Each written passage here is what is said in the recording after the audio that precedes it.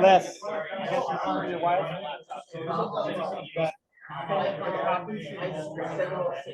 Oh, okay. That one does 2 meter. Okay, right. Thank you.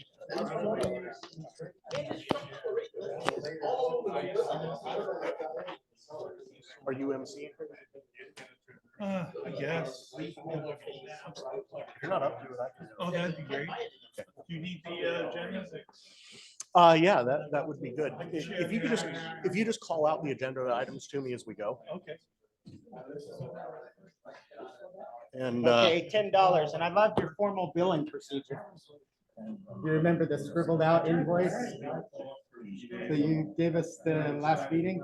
Oh, yeah. I love your formal billing procedure. are you not in the meeting list? No, I was asking Les. I need to see the passcode again. Well, actually, I can pull that up right here. Hold on.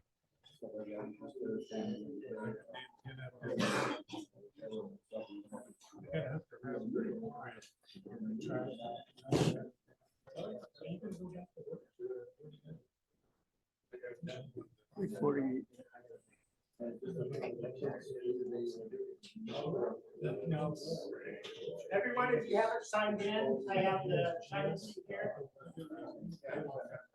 Yeah.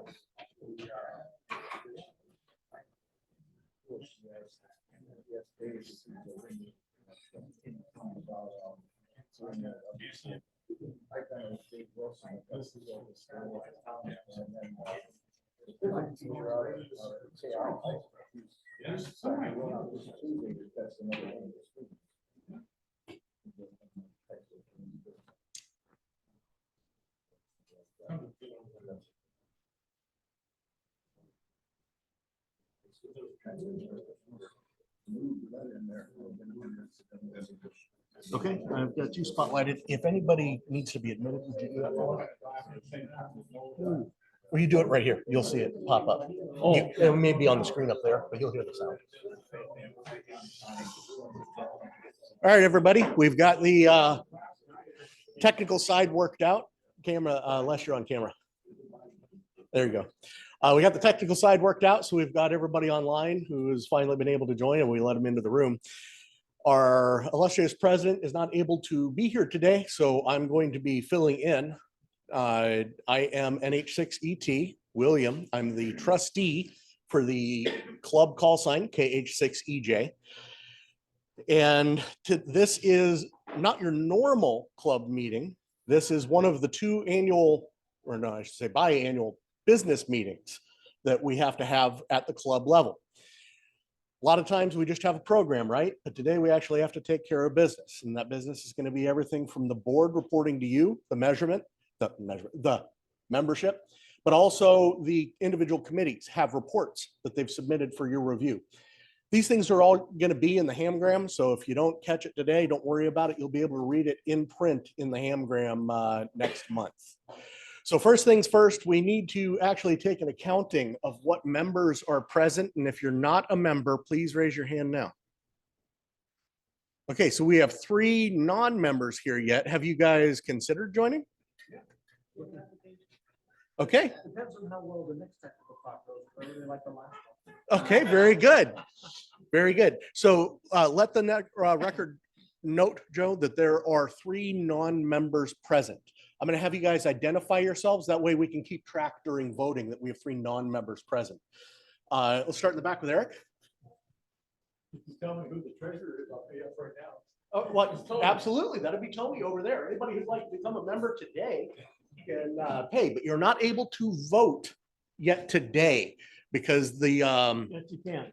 oh, that's right. That is changed. The quorum is set at a particular meeting, but yeah, so you can even vote today if you join. Okay. But okay, so you'll go join, and then I'm going to pass the mic to you. I'm sorry, I don't know your name. But if you could please identify I'm yourself. Art Lowry, KF6PHC, Oh, and fantastic. moving here from San Diego. So Well, welcome, welcome. good, thank you.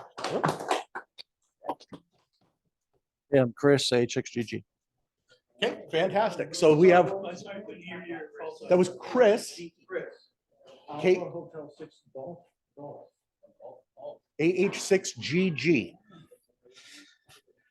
Okay, so then we need to take an accounting of the members who are present. We're going to do that by doing the introduction bit that we often do at times, which will also be helpful because I do see a face I'm not familiar with in the room. But we're going to start right up here in the front with Les. Les, K0BAD. I've been licensed since 1960 for you new guys. And I'm interested in a lot of different areas of ham radio, but I'm in a position right now where I'm not doing a lot of it except for VHF, UHF, FM, and C4 FM. My HF antenna came down about a month ago, and it's going to stay down till we get back from Minnesota. I'm going to let the trees really grow over the next 3 months, and then I'm going to toss a line up over the highest branch. So, Fantastic. And I just realized that Les has been licensed, has been licensed longer than my father's been alive. So that's some significant experience. I'm glad to have it. I'm Jim, W86FQI. I'm the current vice president. I've only been licensed since 2017. And I'm interested in just about everything ham radio. I'm an amateur extra. I'm Kyle, WH6FQQ. David Miller, KH6CZ, board member and chair of the Public Service Communications Committee. I've been a ham for about 7 or 8 years. Got my extra, and I really enjoyed the club, and I liked seeing new faces in the audience here as well, or prospective new members. Join up and you'll enjoy it. I'm Frank, KD9 ISN. I just recently moved here from Illinois. Thank you. I'm Joe. I'm W86FCH. I'm the current club secretary, and I'm on the operating activities committee. I'm into HF, digital modes, MCOM, basically all aspects of ham radio, and I'm amateur extra. That's all I got. It's WH6 EPS, Gary from up in Mountain View. I guess interests lie in sideband HF, a little digital, and any project that's current of the month. So just moving from project to project. Over to you, Paul.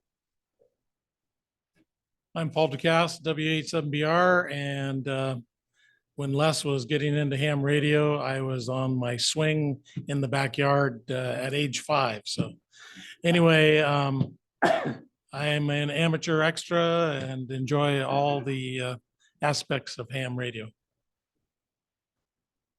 All right, my name is Roy, K86KU, all around ratchet drawer on the bands. And I can do you one better. When let's get into ham radio, I was -12. So. I'm Jim, WH6EMN. I'm still playing around the rudimentary parts of radio here and there, and I help out on the club stuff here and there once in a while. Okay. Yeah, I'm Eric, KH6CQ, latest member of your club. So I've been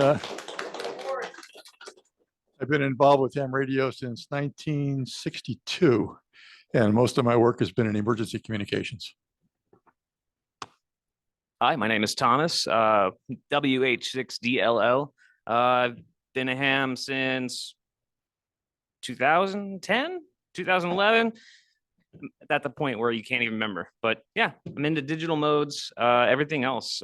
Just look forward to everything I can glean from you guys. Like, this is why I'm here. I wanted to join a group of like-minded people, so at least I could learn more. Thank you for having me. Okay, we'll go back across the room. Tony.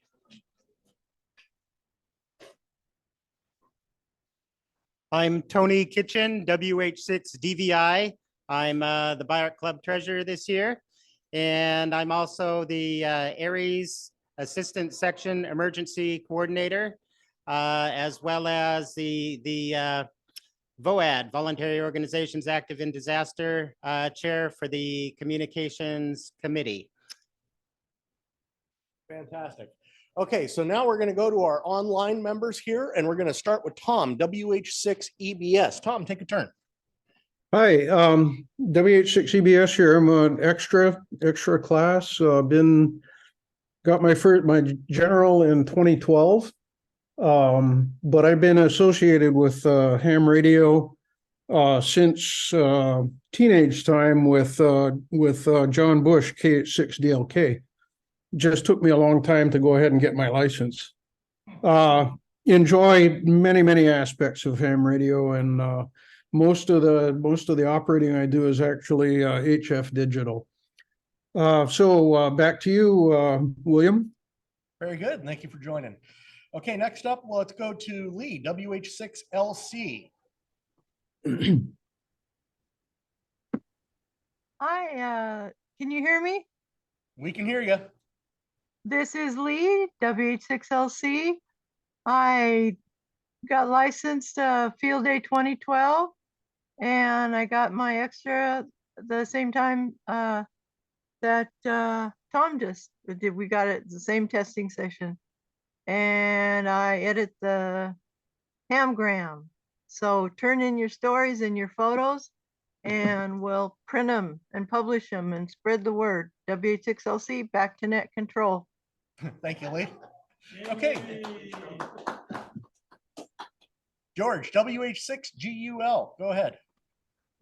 Hi, everybody. My name's George Scheibe, WH6GUL. I'm relatively new. I just got licensed last year, and for the record, I'm a non-member as well, in case you guys are keeping track of that.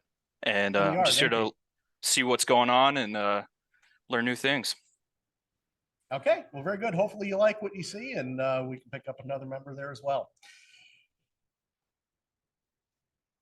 Okay, so with that, we have to establish whether we have a quorum if we're going to be doing any voting on motions brought by any of you members. Tony, can you tell me coming into the meeting how many members we had? Yes, sign up sheet.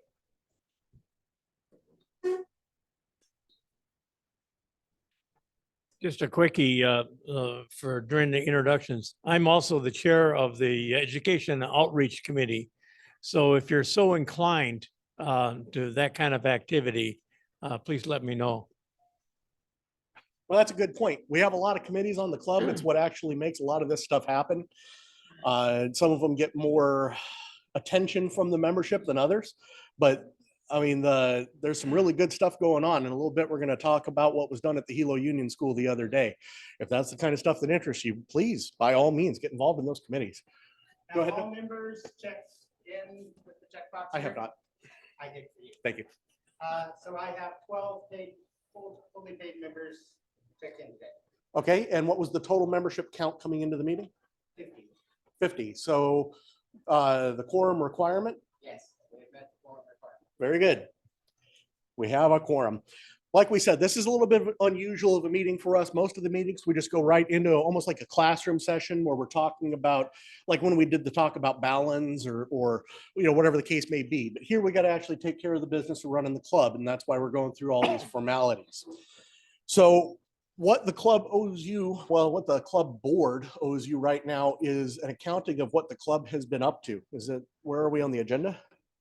He had highlights from the last meeting. I don't. Yeah, we didn't actually have anything for the last meeting. The last time we did this in May, there wasn't any business. In the last November meeting, we did actually pass a couple of motions. That is where the dues got bumped up slightly. That is where we set a policy. And these are things that were brought by the membership and voted on by the membership, not by the board. We established a policy to be able to help people who may not be able to pay their dues or otherwise engage in amateur radio out of the club funds and things of that nature. So it's some of the kinds of things that we can do in this meeting today if we need to. Those minutes from that last meeting are available on the BIARC website and in the Hamgram. So if you ever have a question about what happened in one of these meetings, that is the source to go to and look at. Okay.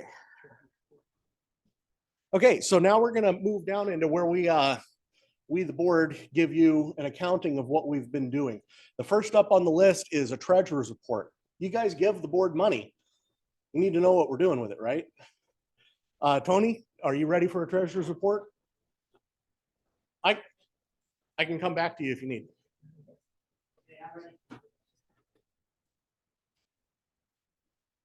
Okay, so we just completed the operating statement, and this is through May 20th. So every year in the beginning of the year, we establish a budget to guide us in our spending. And so we do have a 2023 budget. The budget called for a total income of $2,500. Unfortunately, to date, we've only received $1,630 with, well, actually a little more than that because we got some new members today. But that was reflecting 50 members. We anticipated having $2,590 worth of expenses. We've actually only spent $1,251. Actually, a little bit more than that. I just haven't received all the invoices yet. So a large portion of that, our major expenses are our insurance policies. So we have a $2 million general liability insurance coverage, and that's close to $400 a year.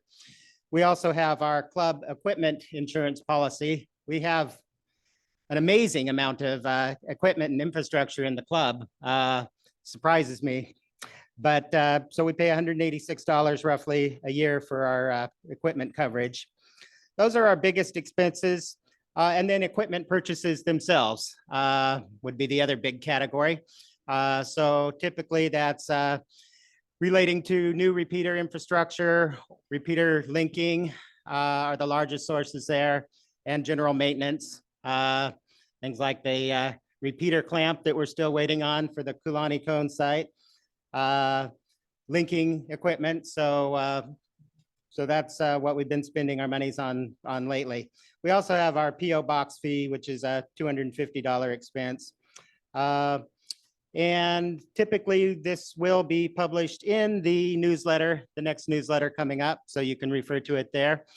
Also, remember that you can join the BIARC listserv, and you can also be added to the list of people who are sent the newsletter or a link to the newsletter each month. So if you want to email me, tonykitchen808@gmail.com, I can help you with either of those things. Actually, it's Les Hittner, K0BAD, that takes the registration for the BIARC listserv group. And that's a group where we can just have discussions on pretty much any amateur radio related topic. Any questions? Oh, one other thing I haven't covered. We have basically our money's kept in Bank of Hawaii. So we have our Bank of Hawaii bank account. We also have our PayPal account. And we break that into funds. So our repeater fund has close to $2,700 in it. We have a humanitarian fund, which currently has $388. We keep $1,000 of emergency reserves, and we have about $2,000 of general funds in our general account. Any questions? All right. I have one. Yes. Tony, what's the prorated amount? Full membership, it is $2.50 per month, and that would be only for first-time members if you've never been a member of the club before. So if you've previously been a member of the club, it's the full $25. You don't get a prorating break. If you have never been a member of the club, full membership would be $2.50 per month, and that would be May through December. So yeah, that's the bottom line. So, and with those funds, I'd like to remind people that like the humanitarian fund, there's a lot of us that donate excess when we do our dues. You know, you throw $50 out there instead of the 25, and you can say, hey, take the excess of that and put it in the humanitarian fund. And there's a lot of efforts that the club does with that, you know, supporting our friends in Micronesia who need radio equipment, supporting for the phone patching and stuff like that. That's also the fund we use. Like if we have somebody who wants to be an amateur radio, but they couldn't, you know, they're on a fixed income, couldn't afford their dues. That's what that's for. And then there's the repeater fund.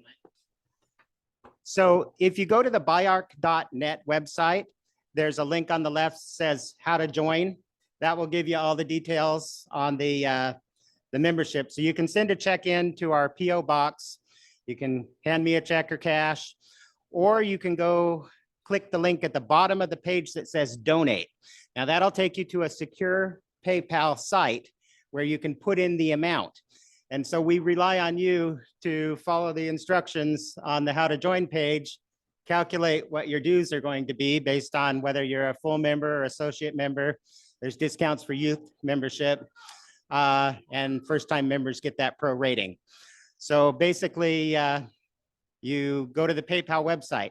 Now, when you pay via PayPal, you can use any major credit card or your PayPal account, but we do ask you to add 10% to the dues amount as what we call a convenience fee, which basically covers our processing costs with PayPal. So we don't end up getting less than we would otherwise through cash or check. So yeah, the biarc.net website, down at the bottom is the PayPal link.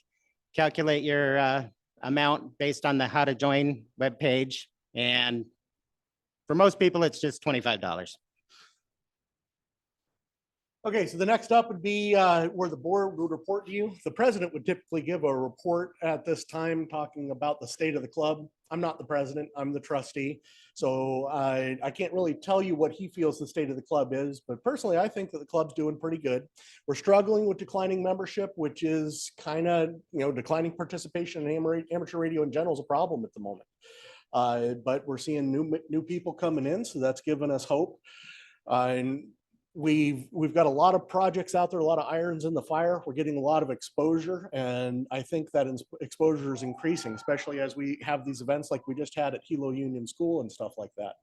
So I can't speak for Alan, but all in all, I think that the club's doing pretty good, and I think that we're weathering this decline in the hobby pretty well at the moment.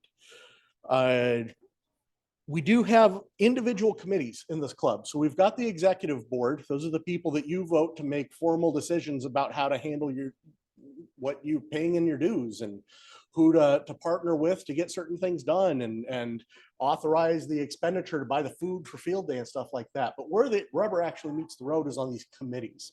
So we've got various committees to do specific tasks for the club, everything from managing our infrastructure, where we've got the repeater and digital systems committees, to how do we engage in educational activities.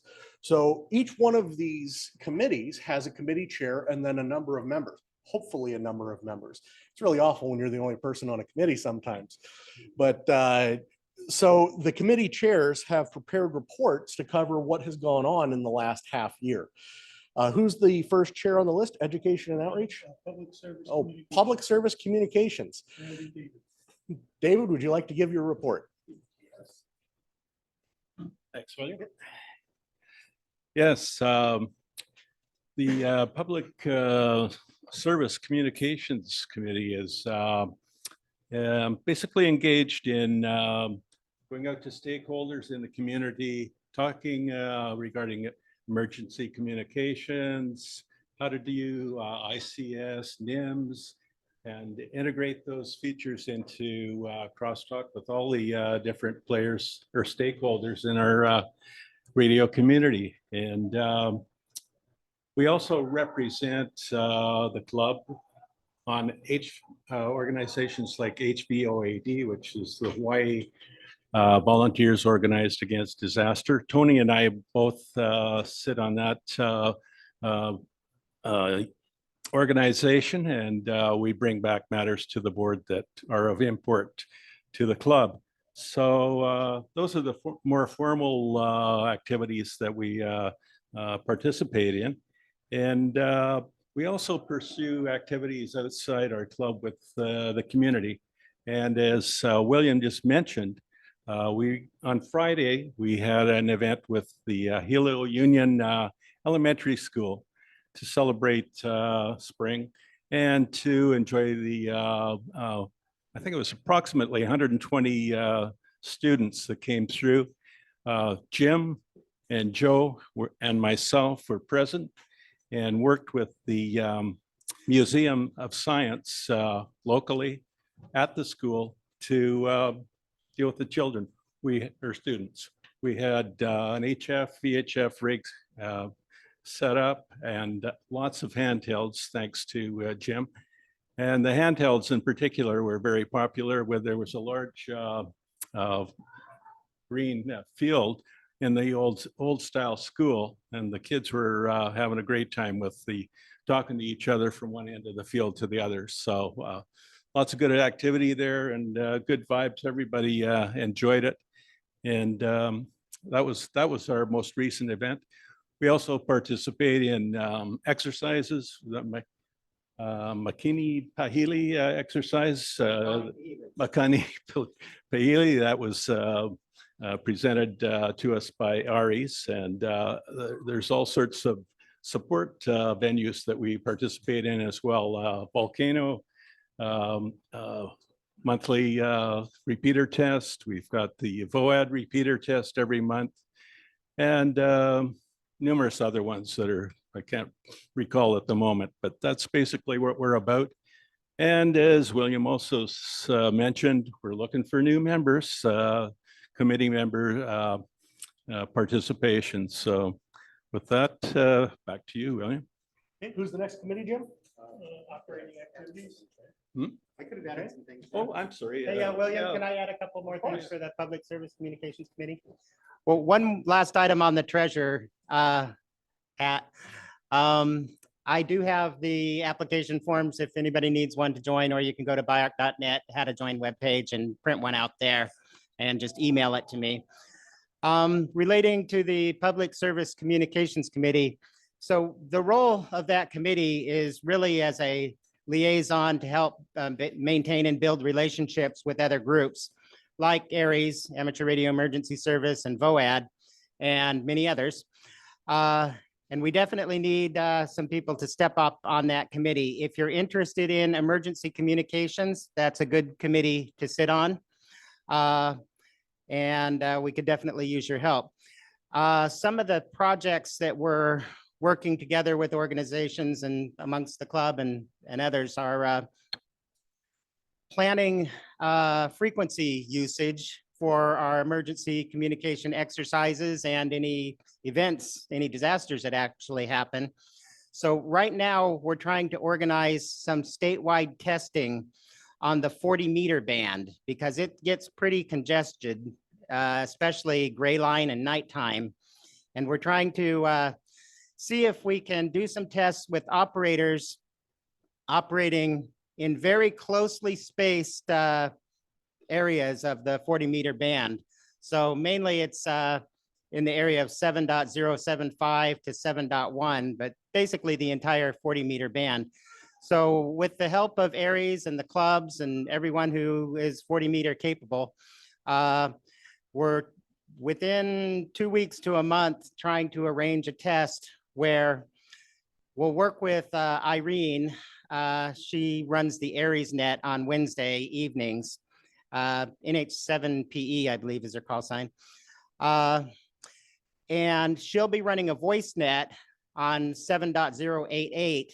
And what we want to do is also run a WinLink net, mixed mode voice and digital, on 7.084. And we want everyone to operate on ideally no more than 100 watts and basically have 2 channels spaced side by side. And we want to determine if our operators on 40 meters statewide are capable of operating on 2 channels closely spaced without causing interference to each other. So the WinLink net will be on upper side band, and the voice net is on lower side band and only 4 kilohertz apart. So that will require tuning your rigs to operate within the allocated bandwidth.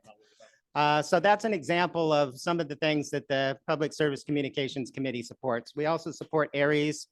For example, there's the upcoming SET exercise in October, where this year, for the first time, I believe, we're actually formally working with HIEMA and other emergency management agencies across the state, and hopefully with civil defense as well, through our ACS program. That's actually a county-sponsored program that Doug Wilson is in charge of, KH7DQ. But there's a number of groups that we interface with, and we need your help. So please consider joining David's committee. Thank you. So that's a lot to digest out of a single committee. There's an awful lot going on there. Okay, so you said operating activities is next. Yes. Okay, operating activities. So operating activities is a committee that needs help in particular. If you guys want fun stuff, you got to get with the operating activities committee, maybe even join that committee and make that fun stuff actually happen. Okay, I'm Joe. I'm the operating committee's, I guess, chair at this point. So I've been able to, where is it? So far, I've been able to coordinate field day with two activities, a fox hunt and a demo of how to put up a easy antenna setup for portable operating such as POTA, SOTA, field day, etc. Also, we have coming up longer distance fox hunts in an area the size of Puna or Hilo, and we need members on committees to help shape the direction of the club and to ensure work gets done. Any suggestions or on activities members would like to be a part of, please let me know. You can contact me on 76 repeater, and my email is good on QRZ. Hold on a second. Don't forget the workshops, Joe. That's what I'm looking for. Okay. We have upcoming quarterly workshops starting in the summer. You could bring in your own radios and learn how to do alignments, replace bad capacitors, etc. All kind of projects. I think, and if you don't have tools, William has like professional tools that everybody can use. And other than that, there's two races that happen that we're looking for volunteers for, the Kau and Volcano races. The races won't be BIARC events, but I think we should have a BIARC presence there. And I would like to gauge members' interest in volunteering for these type of events, or just who would be willing to attend an operating activity where they didn't need to volunteer. And that's about all I got. I'll speak to the workshops a little bit. So that workshop can really be anything we want it to be. If you have an antenna that you want to build, but you don't have the right tools to build it, the workshop's a place where those of us who do have the tools and maybe you don't have the skills, maybe somebody there will have the skills. So it's a way that people can get the support they need to be able to carry projects forward. If they've got a radio that's not working right, they can get that resolved. Or if we don't have anything like that, we can do group projects in those workshops to be able to carry things forward. The club has a inventory of equipment that we can turn into interesting items. We could work on repeaters, we could make digital nodes, we can do all sorts of stuff there. So go ahead, Les. Where will they be held? That is to be determined. It will probably be in a location, if not this location similar to this. So, okay, what's the next committee on the agenda, Jim? Digital Systems Committee. And can you make it so I can share the screen? Yeah.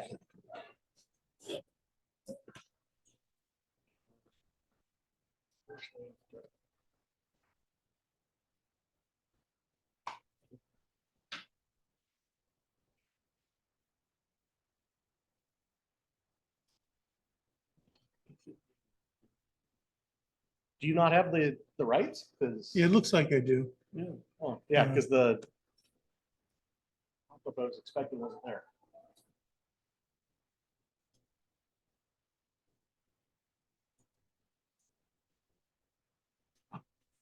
Okay, there we go. So the Digital Systems Annual Report. In 2022, we monitored and maintained the club's Whisper beacon on Mauna Loa, which was put up in 2021. And as someone else had noted earlier, over the past year had been up about 99% of the time. We were, of all these Whisper stations in the, not the United States, but I mean, there's a group of us that have these Whisper stations. We are in the, the top 3 or 4 for uptime. this is these whisper stations were sponsored by this company in Germany. And they sent us actually the hardware with the transmitter, and we just had to supply it all the peripheral stuff, the antenna, the the power supply and mounting it and cabinet and everything. And the that- location. And yeah, and the location, yes. So they have stations all over the world. And so we were doing really good until just about 2 weeks ago. I think it was, 2 weeks ago, the station was reported down. And Gary and I visited the site, and Joe visited the site it was a week or two ago. And we discovered that we weren't getting power out to the cabinet anymore. And that there was power inside the building, but there's a converter inside the box that takes it from 12 volts down to 5 volts because it's powered off a USB. So we have to replace the hardware inside the box that does that. So our next trip up there, we'll be doing that. And if anybody's interested in going up there with us, we'd be willing to, take somebody along with us when we do the repair so they could actually get to see the Mauna Loa site if you've not been up there so far. So, Yeah, it's kind of special. It's a unique one to yeah. Along with the wall to scratch your call sign into. So it's a pretty neat trip up there, and it's not hard. It's a little windy road up there, but it's you don't need any real special vehicle, I'd say. So we encourage anybody that would like to go up there to get a hold of us, and once we know when we're going to go up. And the digital committee's been working with the repeater committee on planning for installation of microwave linking on Kulani and Papakeo repeaters. That's mostly a lot of the work we did in 2022 was just throwing ideas around, trying to get things decided. It wasn't actually in 2022. We didn't install. I don't think we installed any equipment, so there was no hardware. It was all more talk at the moment. So we're hoping that in 2023 we're going to get some of this equipment actually installed. We sourced and acquired a radio and antenna for the Arden mesh node with a sector antenna that will be able to cover Hilo and parts of Puna. So that'll go up on the Papakeo site, aiming down towards Hilo and out towards Puna. So it should cover all downtown Hilo, right? Yeah, Yeah. I mean, subject to line of sight. Yeah, from local exactly. And so that'll allow people that have access to it to connect with it and create a mesh island or connect smaller mesh islands. And it allows you to share resources, which is kind of nice because if I have like Gary has what's the airplane tracking? What's it called? ADSB tracker. So I can log in from my house into his ADSB site and see all the planes that are in the air in Hawaii.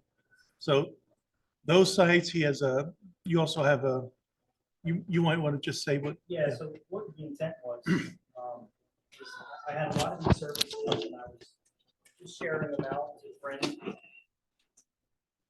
Sorry, I had a lot of these services and I was just sharing them out to friends via links or text messages. And then once I started getting a little more involved in the Arden Mesh Network, I said, these would be a great way to attract people with different interests. So we wound up putting the ADSB, which is aircraft tracking. I put a Kiwi SDR, which is, it covers most of the HF band all the way up to 6 meters. Unfortunately, you get the noise in my house, but it's not the quietest antenna, but you can look at any of the signals there on HF. I put a local public safety scanner on there, and I plan on putting 2 additional scanners in the near future, and a VHF SDR and a direction finder and possibly a balloon tracker.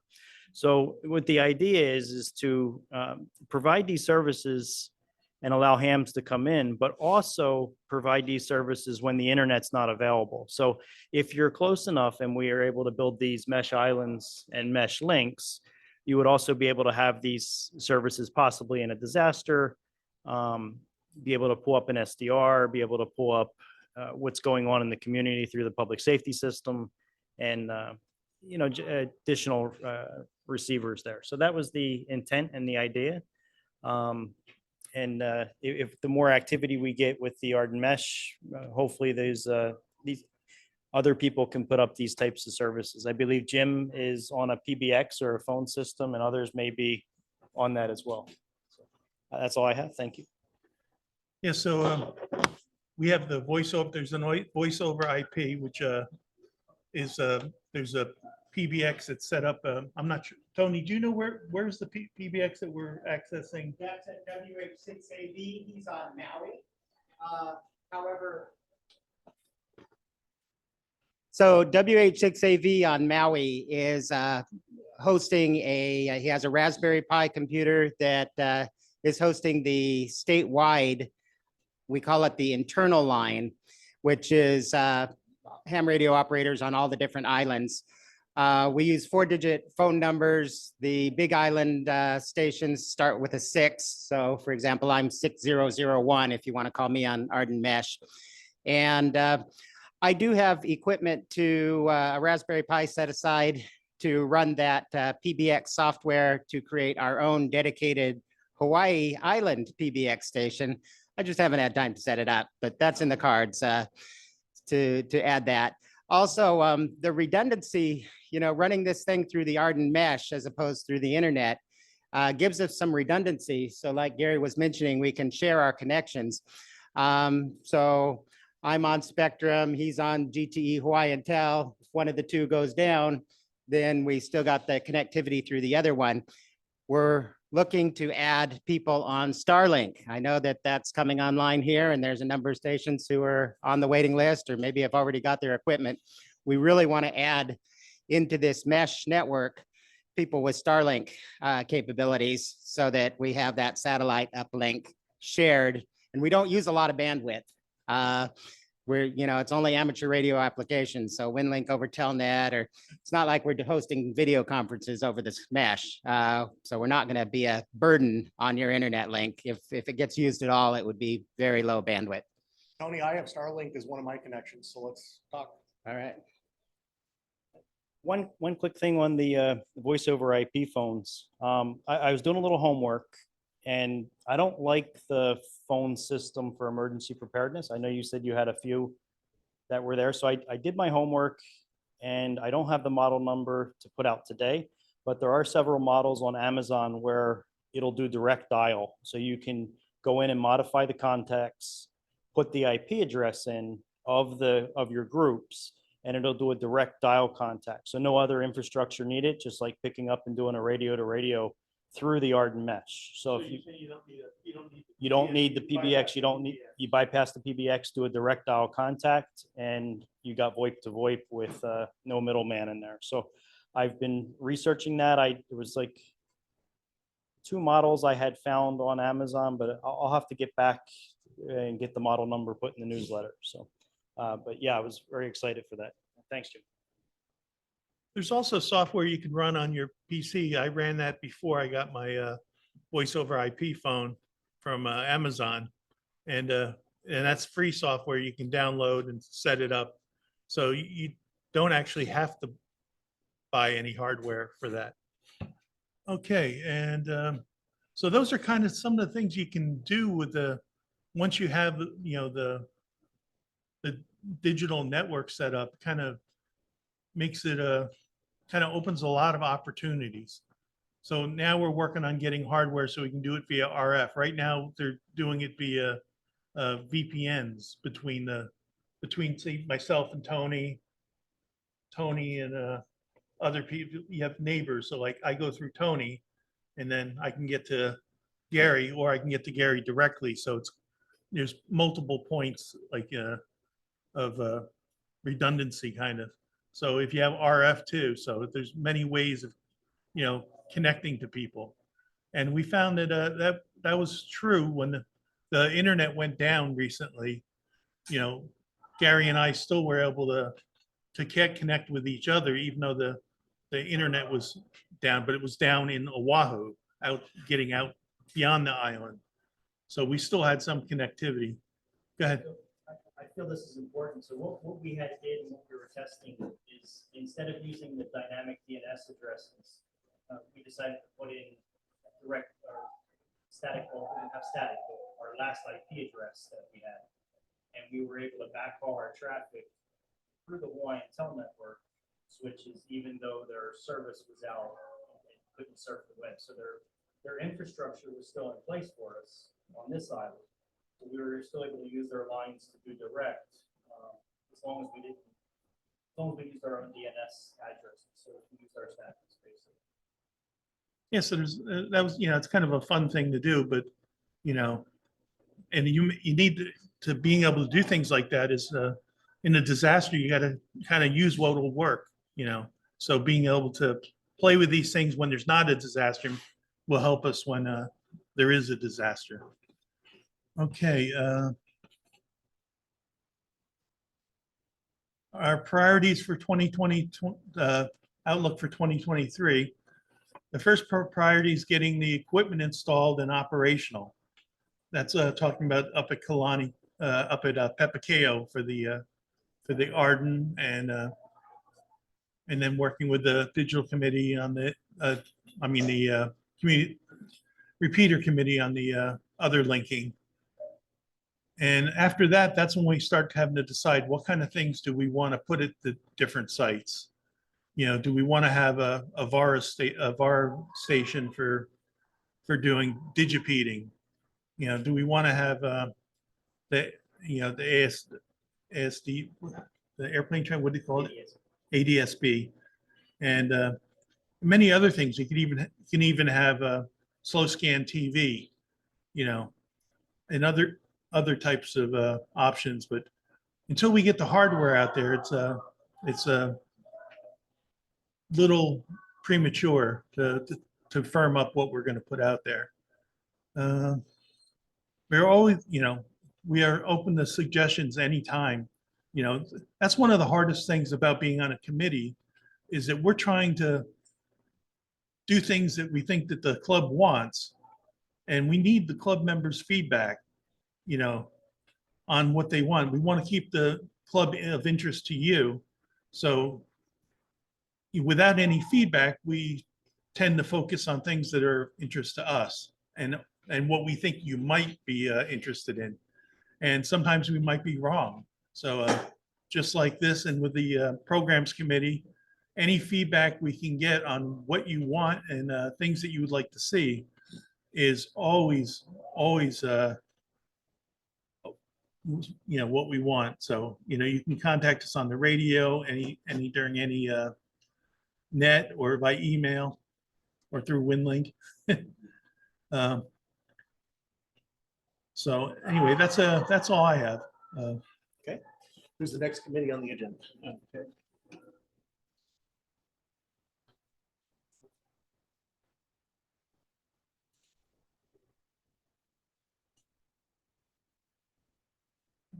I did forget on the agenda for digital, to mention the circuit repeater. Yeah, that's all right. I can cover that in voice repeaters. Okay, the next one is voice repeater. Okay, voice repeaters, that'd be me. I'd be the repeater guy typically. So as you guys know, I work in radio professionally, so that's how I got voluntold to be the chair of the voice repeaters committee. So far for 2023, this year is shaped up to be the year of delays for us. You guys know that a lot of these projects, the digital systems projects, the voice repeaters projects, hinge on one thing to happen, and that's to get our microwave radios up between Pepakeo and Kalani Kona. Those are both public safety sites that we're connecting there, so we have to build this to public safety standards. That means that we can't just use a little bit of plumbing tape and hose clamp to stick this to the tower. And the hardest part has been trying to source a custom clamp set to be able to clamp to the enormous tower leg that is the bottom of the Kalani Tower. So that had been ordered during the pandemic, and the first one got lost in shipment. And then the shop that makes them, custom to order out of CommScope, got shuttered temporarily during the pandemic. So they said, you can't have it.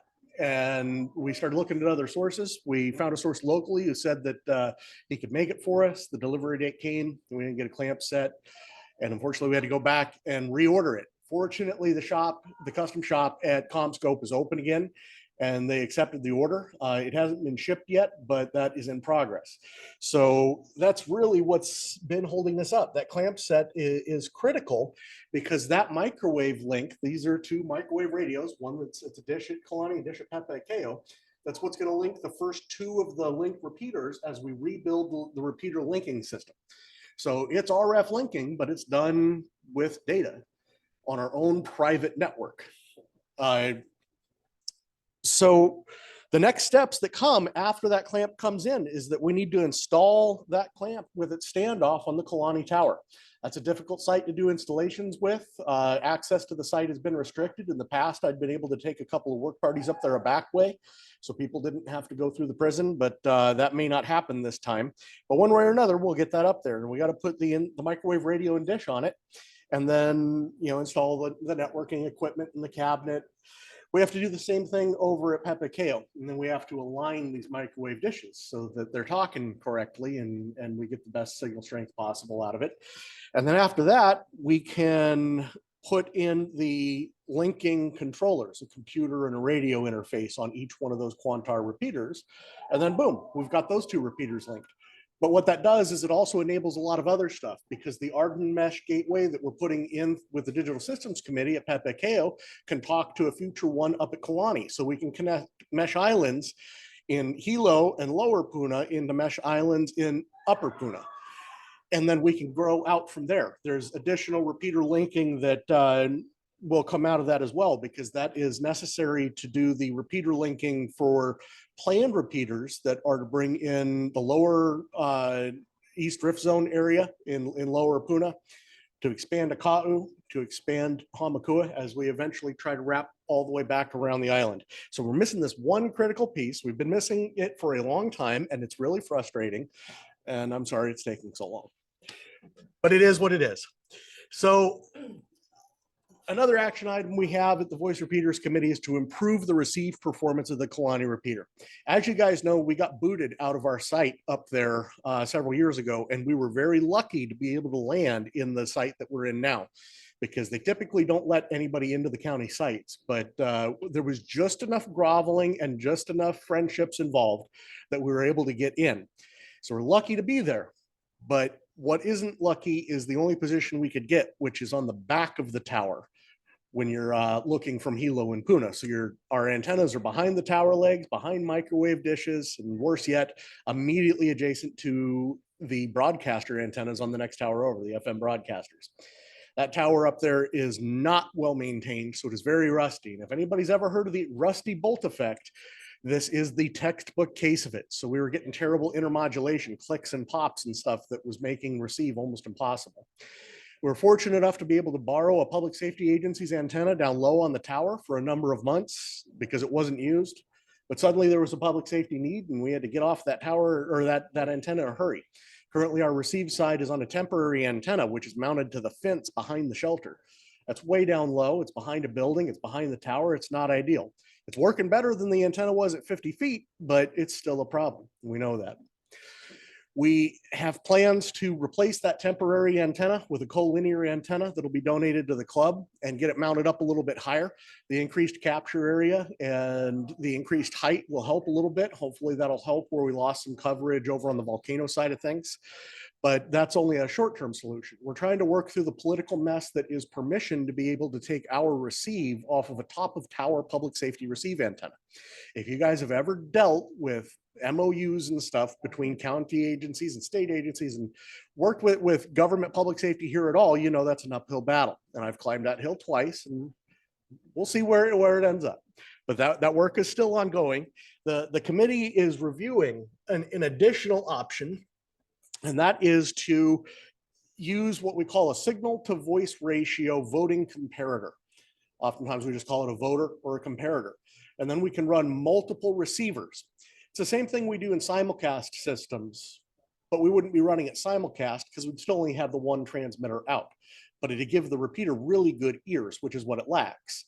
So that is ongoing because it's a very technical and complex process. And before we put something so complex in, the committee wants to be sure of how it's going to work and that they're comfortable that it's going to give the results that they want. So that is currently under review. There's going to have to be some education with that.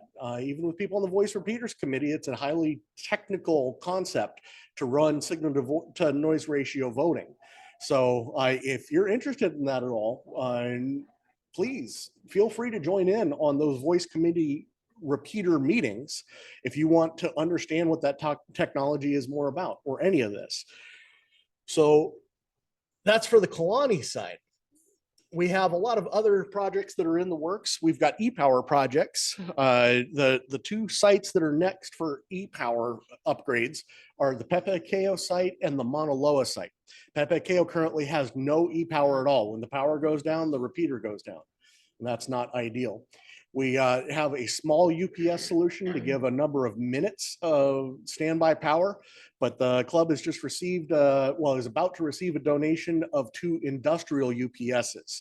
These are UPSs that were pulled out from public safety tower sites. And they have external battery shelves, which could give up to maybe even a day of battery coverage.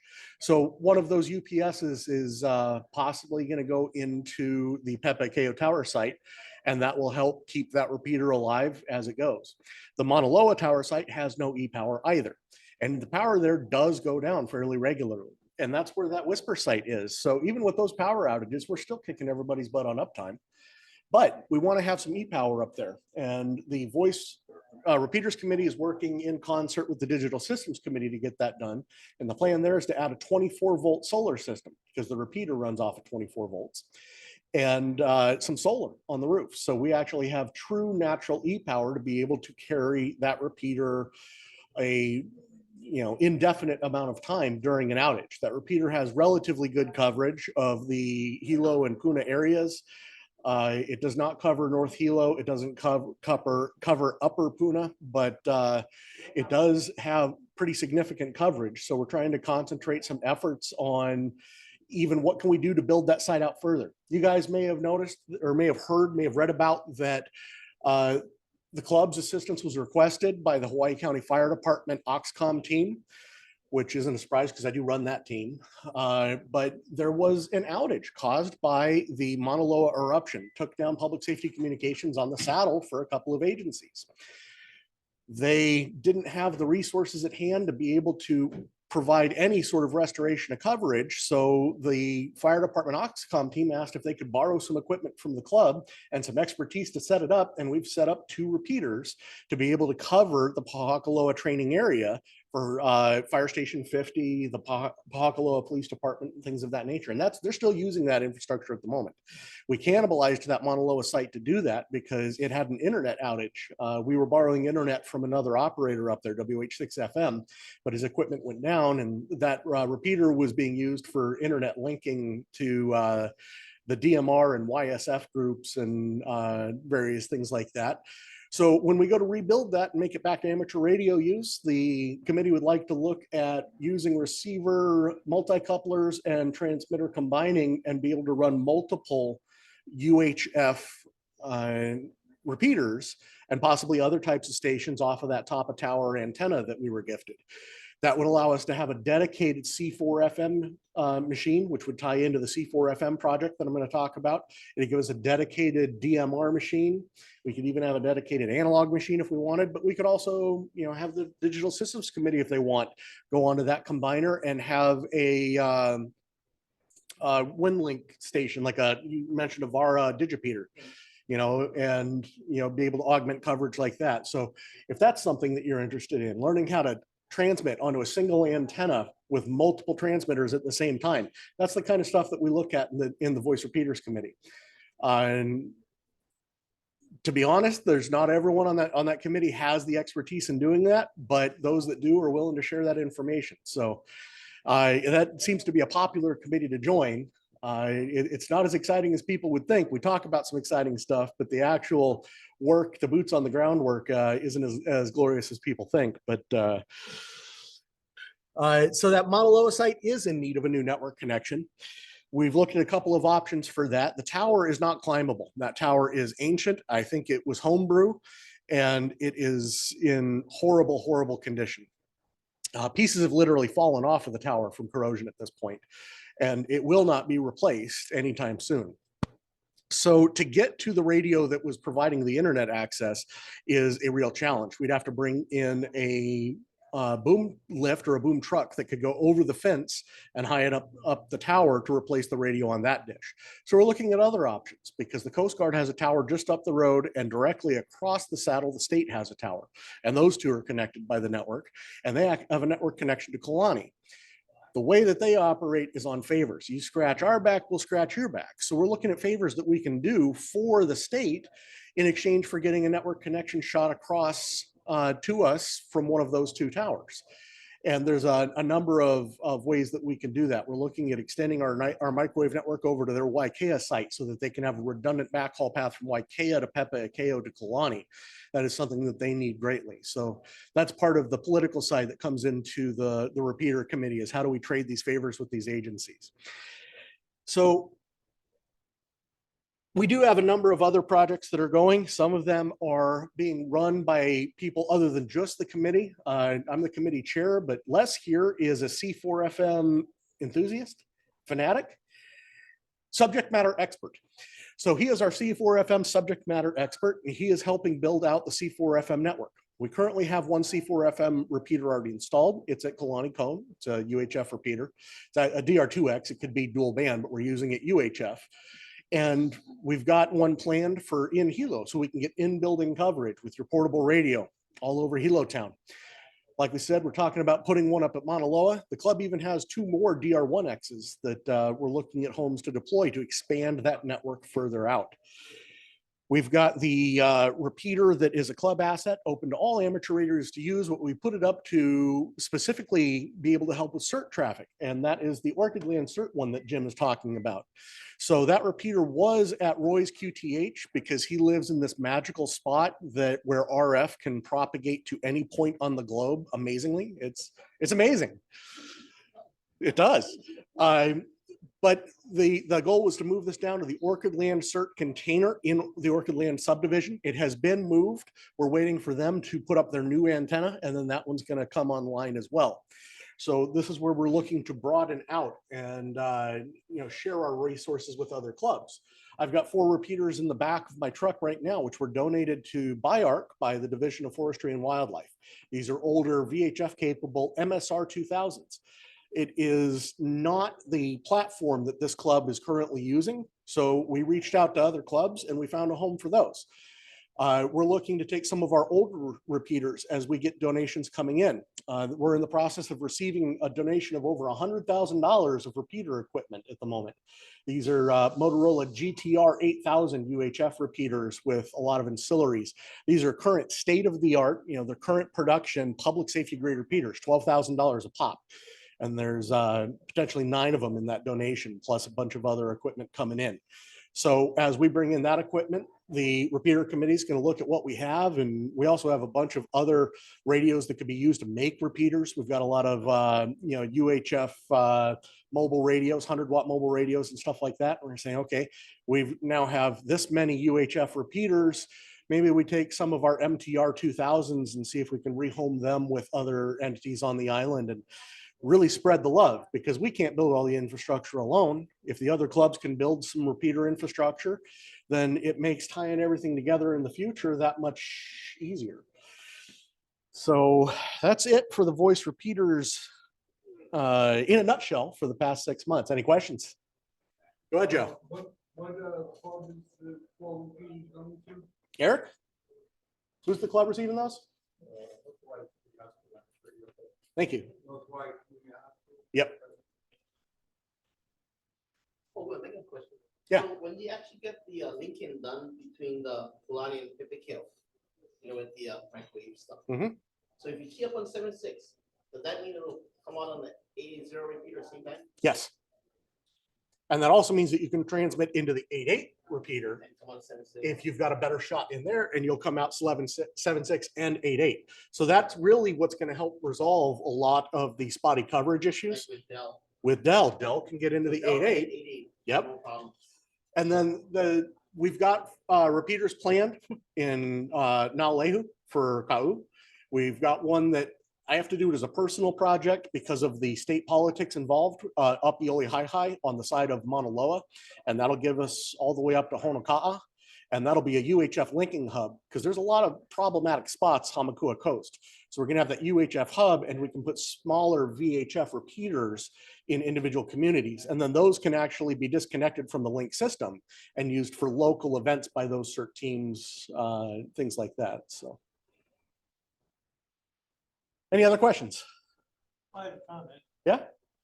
For anybody that's interested in like the voice repeaters, it's also a good opportunity to learn when they're setting these things up. If you go on the work party, I've learned a lot about, the testing, how, when we're tuning some of these components, how to use your VNA to test cables, to tune filters and We were doing more than filters. We had people on isolators, tuning the circulators and yeah. using 3 dB hybrids for combining all sorts of kind of high-speed low drag stuff that the amateurs don't always get to touch. So it's, even if you're not an expert on it, it's a good learning experience that, I've had, my VNA and it's like now I know how to do so much more on it than just sweep an antenna. So it's a great opportunity. Well, here I got to plug the TechNet nets. We got 2 of them, and this is really where we spitball a lot of these ideas between the 2 committees. A lot of the committee members join these tech nets. We've got the one on the 7.6 on Wednesday nights, and we've got the HF TechNet on Thursday nights. So a lot of this stuff we talk through at the technical level on those 2 tech nets. If this stuff interests you, highly encourage you to join those nets. Okay, Jim, who's the next committee on the list? Education and outreach, Les. Okay, I was licensed in 1960. We used paper then. So just grab one and pass it along. I hear this stuff grows on trees. Yeah.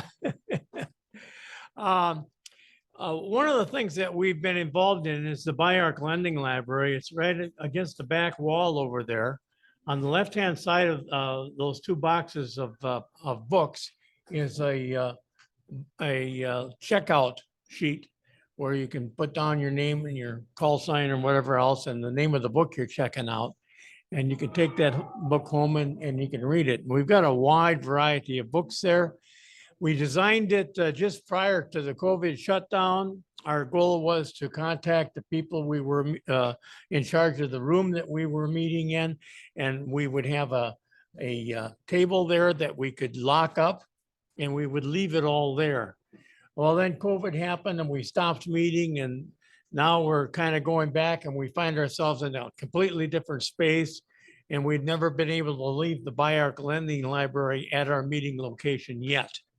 So it's being carted back and forth, and it's the original table is in one of our members' garages, and we'll probably stay there for a while and maybe end up getting used for something else. So we're just bringing it down, setting it up on temporary tables, and please take a look at it during the break.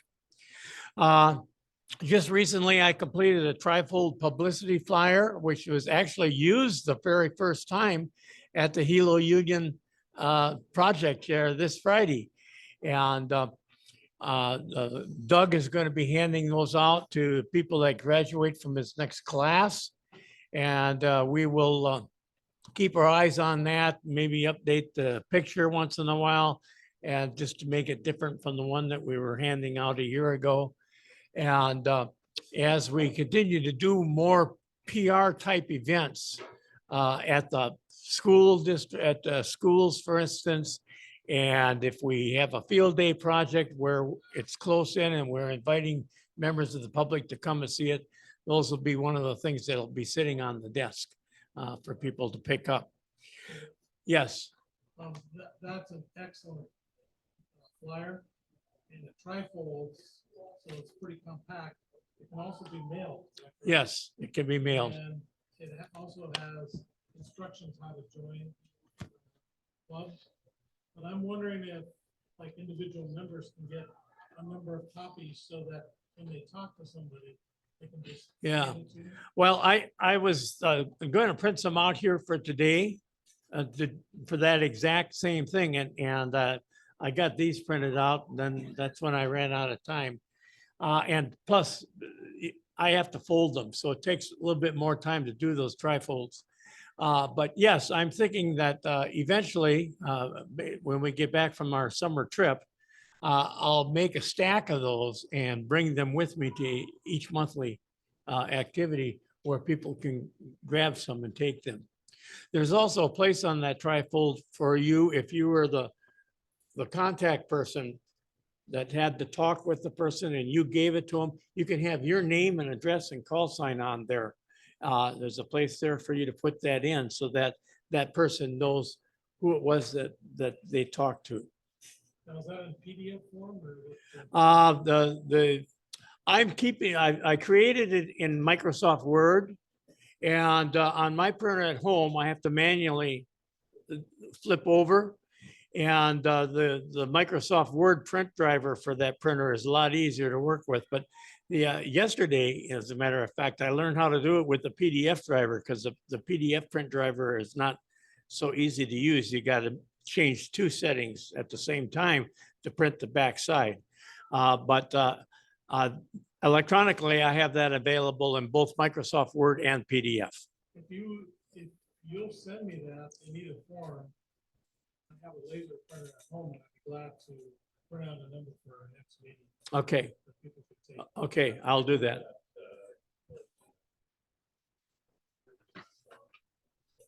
Yeah.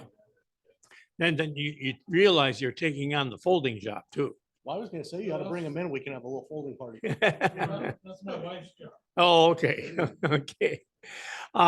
Tony, our treasurer, is also our website manager, and he's got 2 paragraphs there. We're basically going to an HTTPS URL, which is a bit more secure and a bit more modern. The website is a fairly conventional website. We talked about this considerably during the board meeting today.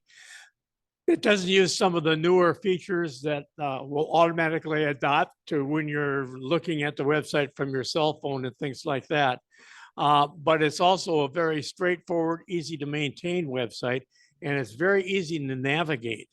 So we thought that we would keep it that way, since most of the people that are probably going to the website are probably our age anyway, and are using their laptops and their desktop computers. And so as a result of that conversation, this gentleman alongside of me volunteered to establish a presence on social media, which is where we're going to get the younger generation. So he will be working for the Education and Outreach Committee to develop something other than a website. So to develop a presence on TikTok and whatever else he comes up with. I told him us old people got Facebook pretty well covered. Doug Wilson handles our classes and our testing sessions, and he does a great job of introductory classes. I think generally speaking, the committee would like to see us begin some sort of advanced classes. We talked a little bit about that during the board too, that some of the picture spread, or what's the word I'm looking for? PowerPoint presentations and stuff that it would take for like an amateur extra class or an advanced theory class and stuff like that are actually available on the ARRL website in their library. So we may be taking a look at that in the future to create the classes that are not so much geared at license preparation, but at improving electronics knowledge and perhaps license advancement. And then Lee does our BIARC newsletter. She is probably one of the best newsletter editors I've run into. And I come from a heritage of great newsletter editors back in Minnesota. We've typically in the club that I first joined back in Minnesota have had great newsletters. They're second place compared to what Lee is doing. And we recently changed that to the Big Island Hamgram because it just had BIARC newsletter, which seemed kind of generic. And I talked about, I sent Lee a couple of copies of our Hamgram from the Minnesota Club. And I said, maybe we could come up with something more unique for our newsletter. And everybody liked Hamgram. So we came up with Big Island Hamgram. So I thought we were the second club in the country to have the word Hamgram in our newsletter. Actually, I've discovered another one. So we're actually the third one in the country to use Hamgram. And the history of Hamgram is that was amateur radio's original messaging system. Hamgrams, they were called Hamgrams, radiograms. So that's what we have. And then I've repeated in my report the same thing I had at the end of the report for last year. And it looks like maybe this year we're actually going to be able to use it because we're starting to do more PR types of activities. And that is reaching younger people and things like that. So we want to be able to get word of that out either before the event or after the event to brag about it. They let people know what we're doing. And so the fifth paragraph of my report talks about how we would do that. Lee would take care of the writing the articles and things like that. And then she will turn it over to me and I'll be the contact person for the media, wherever we decide that we want to put it. Any questions? One question. Yes. So do we accept any kind of, like if somebody wanted to publish something possibly in the Hamgram that's not from our club? Yes. We accept that? Yes. Okay, good. Yes, we've done it in the past, in fact. All Yep, right. the board actually voted on a policy for that 2 years ago. It's not that long. Yes. Okay. Anything else? Thank you. Next on the agenda, Jim? Next is Field Day. Field Day. Well, and Field Day is also going to be the topic of the program next month. We're going to divide up the program into several different discussions. So we're going to have a little primer on the close game fox hunting. So what do you do when you get close to the fox? Because that's the type of fox hunt we're going to do at Field Day. And we're going to also have talk about how we set up at Field Day and what we got going on and a few other things. So what are the dates for Field Day this year? It's the 11th, 24th. June 24th, which is the last full weekend of June. So we're going to be setting up at Kuhio Kalaniana Ole Park. Yeah. Yeah. Is what I suggested to the committee. Not part of the committee. Is that the one across from the post office? It's the one behind Ponds. They get lunch every Oh, Friday. behind Ponds. Yes. Okay. Yeah. So directly Yeah, across the great. lagoon from where we held Yeah. Field Day last time. That's cool. And that's going to be a nice, interesting site to try. Go ahead. Where do you turn, is it, do you turn down between the ponds and that restaurant? Do you know where Lay Yellow Submarine usually sits? Okay. Yeah. Yep. Okay, so it's beyond. Right after the Ponds parking lot is the driveway. Okay. If you hit my workplace, you went too far.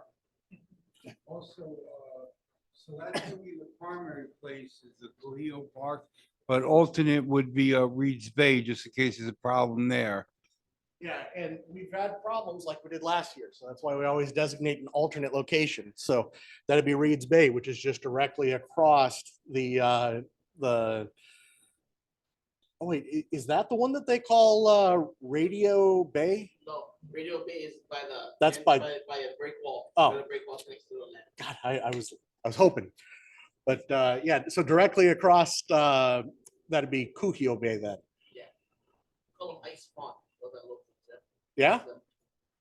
Well, I don't remember the Stone Age. I've never seen ice in it. Yeah, yeah. Water sports. Yep. So field day is always a good time. I encourage everyone to come out. We generally run a couple of HF rigs. We've got to get on the air station typically. The money's already been allocated for the food this year, so we typically do a little cookout. It's a good time. So any questions about field day coming up?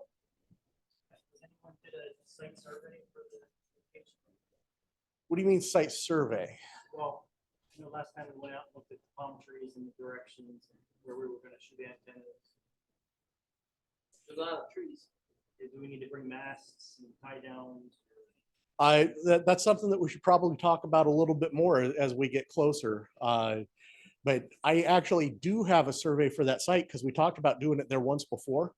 And that's where I got like giddy because I wanted to use the water as a ground plane for a vertical. So, okay, so yep, field day's coming up. What's next on the list? Okay, so let's have a break right now. A lot of us have been gabbing for a long time. And we can do a little bit of socialization. And when we come back, we're going to have the results for the silent auction. That's all these items on the back of the table. If you want to bid on that really quick, you got to bid on it until I stop talking.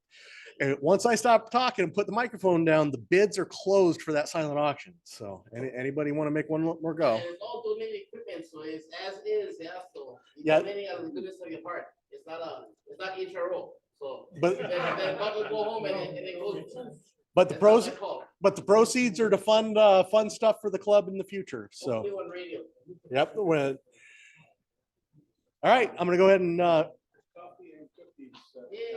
coffee and cookies, and I'll leave the screen up and leave the general audio on if anybody online wants to engage in the socialization as well. All right. Yeah.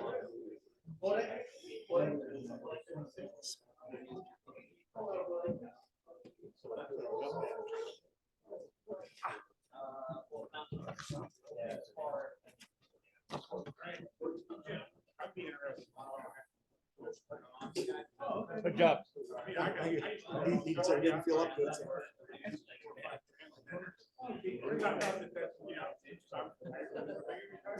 Yeah, okay. Yeah, I'm still working. Typically, we coordinate the trips up there, like the day off. You go to Costco.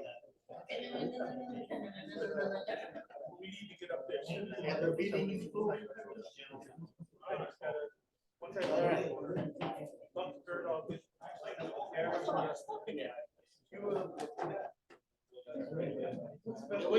And last minute bids before I open the box. No, I didn't bid on any of it. I've got access to great equipment. You don't need to grade this all. No, by eye. No, what I'm saying is that I want other people to be able to get this equipment. Well, Joe, did you bid on that power meter?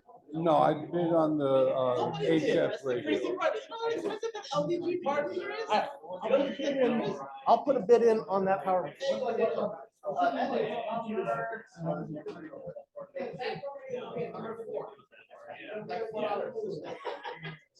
That LDG part meter. Nice, yeah, yeah.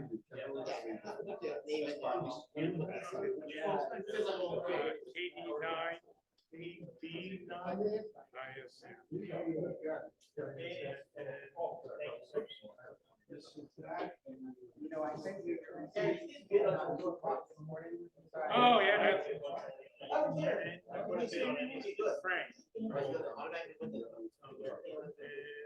Your email address? Well, you still can. It's number 3 right here. It's kind of outsell. So number 3 is. Particularly on that item. Look at it. It's gonna be. That's part of that. So what I'll do is, decide when we're gonna go up there, phone the date, I'll email you. And then I Okay. Yeah, no, cause it's a Zach. Yeah, let me get I was reading about it. Oh, okay. I got like at least 4 of those QRP.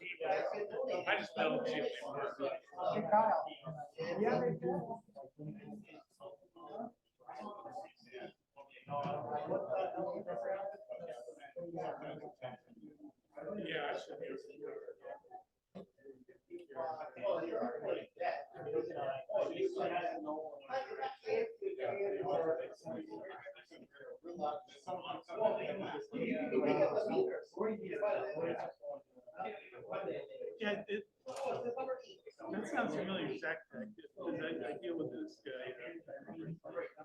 All right, well, maybe I got it. No, I think you're absolutely right. So you just need a 12-to-5 volt function converter. Is it got like a USB plug on it? No, it's just it's got wire terminals in and out. And then it's got right there. The whisper beacon.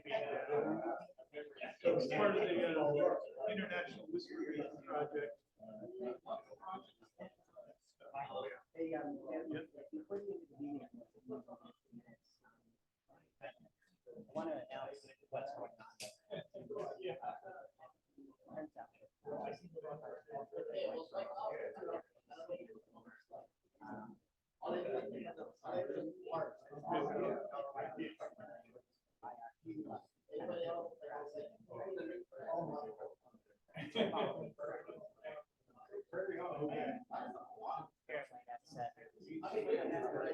Oh, okay. That's exactly what's happening. Yeah, yeah, definitely. I got nothing to do. I got a whole wheel drive. Perfect. All right. That sounds good.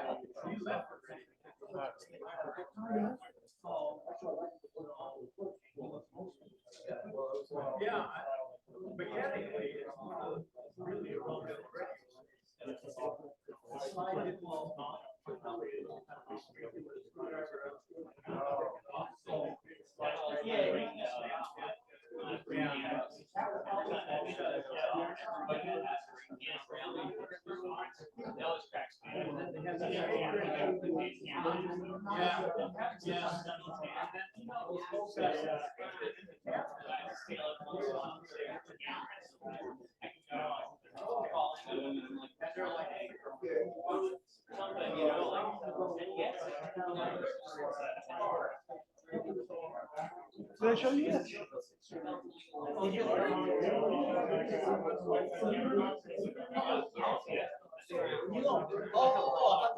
No, I didn't know what they were called. So you know what I'm thinking, right?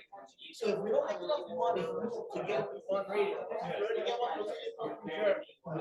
If we get enough money, then we can order one here. Yeah. By mistake, they put them in Is that a multi-band? Well, yeah, all the wire. Yes. Like this. Yes. Right.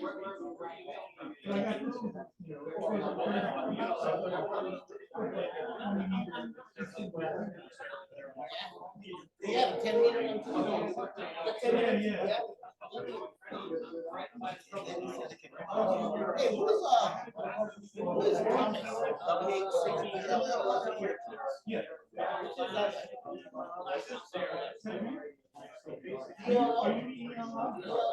Oh, is this not?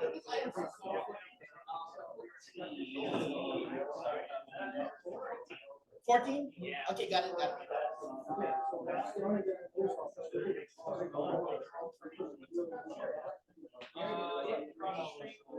Yeah, I brought that in because we ran short on time, but I mean, long on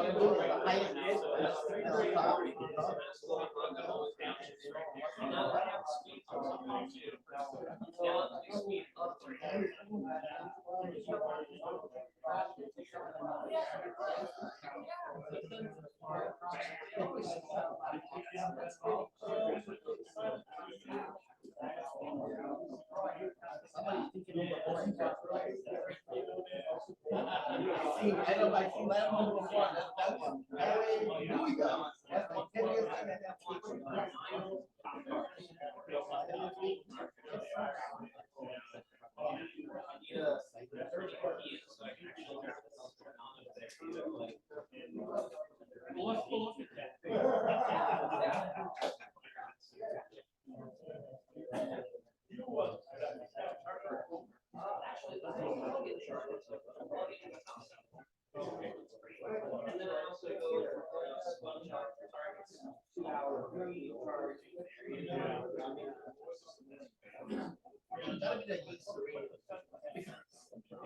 that number 14?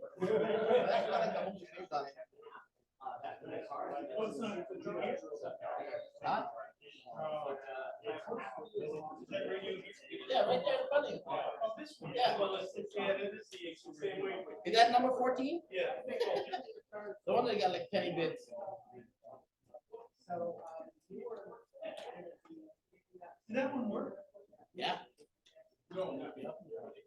I just did it. Everybody like roll ball, man. I know what it's worth.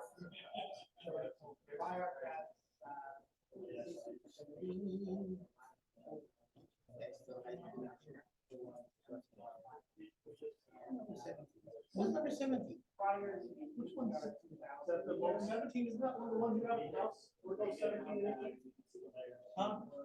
17 and 18 are the two for Jerry you have in the house. Oh. I thought 16 was, I mean, look, I have the pictures of it. See, and then like, I'm gonna have to retract the one that was for that HF one. Since that was it. Kind of like right the top. 17 is the HF one. Like, what's it? 17.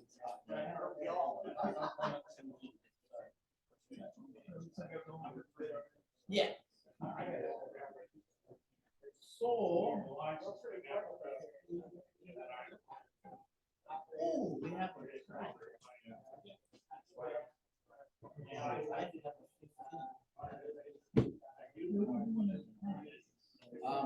They gotta. You have to give your best and highest. Yeah, you have to rebid.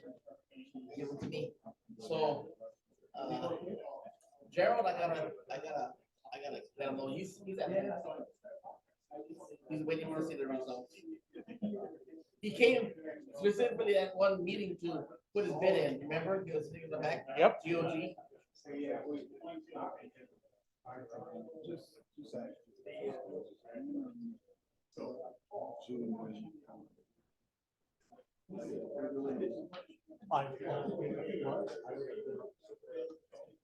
Hey.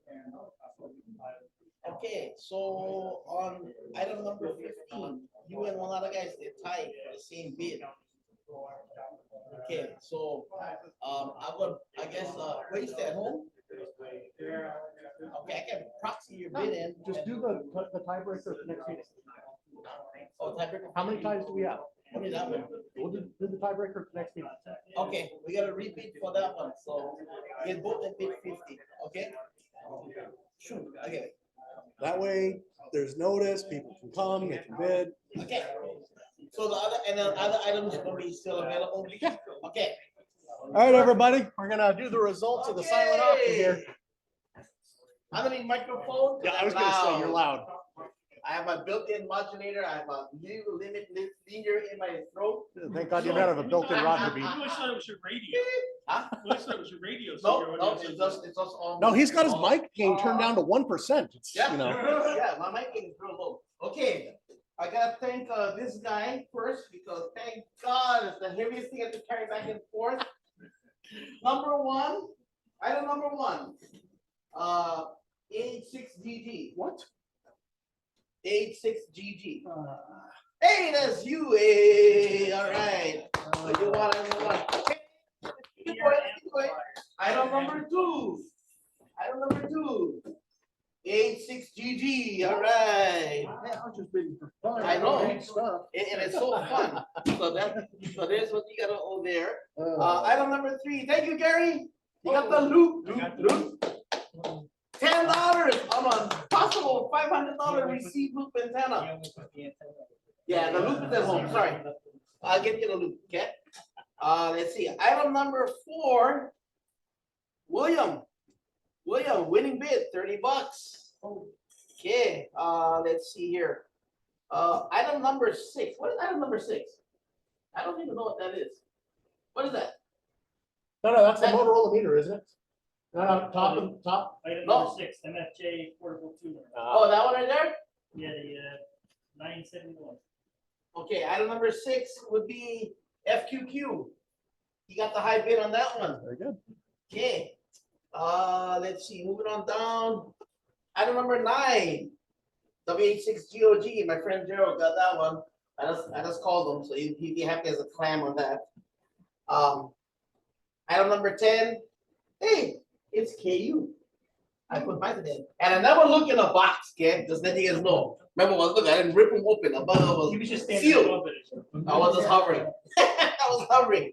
And I was the only guy who put in on item number 12. So, that's the RB 704. For those of you guys who don't know, if you ever run an amplifier, that is like the best thing since ice cream for an amplifier.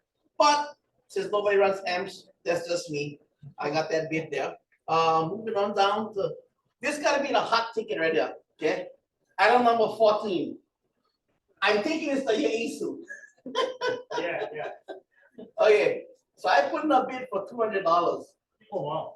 So I got that one. So, because I know what the thing is worth. And it's worth a lot. Inside trader. Okay, no. Okay, item number 15 is a tie between Gerald and Chris. Because both bid $50 each.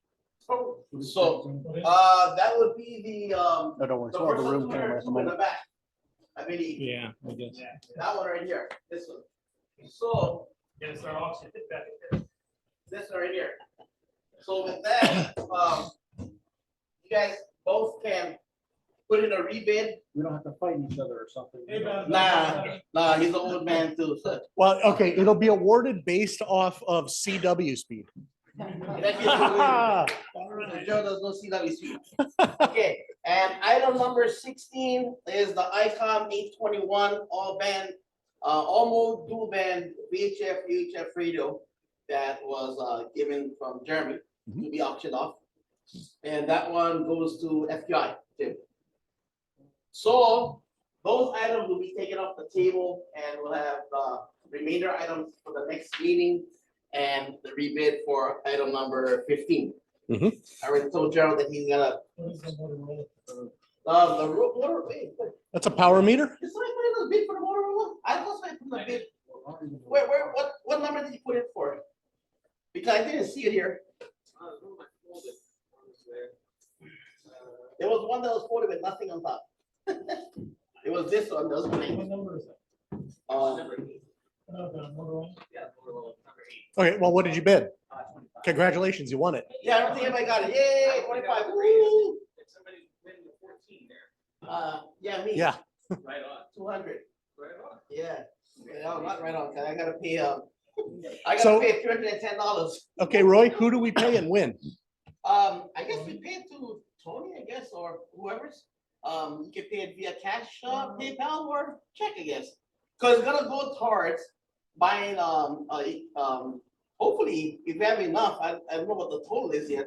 But if we can buy one real killer radio for the club usage, that'd be really nice. Yep, and that's Like what the a purpose of this 991 was. Alpha. So, And if it's not a 991 Alpha, the club already has a IC 725 being donated to us, the HF rate. We already have the tri-band UHF, VHF donated from Les, so we have the backup plan. So if we don't have enough money to buy a real killer radio, the next thing that we're thinking about is probably a good antenna for field day use, like the DX Commander antennas that are excellent usage. They set up like a vertical with, well, the thing. Yep. With all the wires and stuff. So that might be the next thing, but that'll probably be decided upon by the board, I guess. Yeah, okay, cool. So anyway, that's it. So pay okay, up. if you pay by PayPal, please remember to add 10% to cover what PayPal charges the club. Tony, do you use checks out the buyer? Yes. Okay, so we're not quite done yet. This is the semi-annual business meeting. At this point, any member can make a motion, ask for any sort of changes they need in the club. So if there's any member who would like to propose any change, would like to pass a motion, have some official business, come with your call sign now. Question. Go ahead. So I went up and seen barber in the hospital or in the Legacy Center. And it got me thinking, like Bob KB60GA was up there for some time, and some of our other members have been hospitalized and with us doing the linking repeaters, I was wondering if it would be possible to do like not an internet all the time link, but a link that would maybe be able to be signed out or checked out, or even a set of authorized people that could access some type of remote link.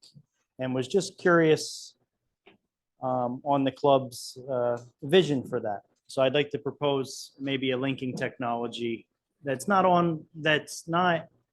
traditionally like All-Star, but something that would be able to support members on vacation or in the hospital or So a little certain background on circumstance. this, the repeater committee brought this to the board 2 years ago and said that this is something we can do.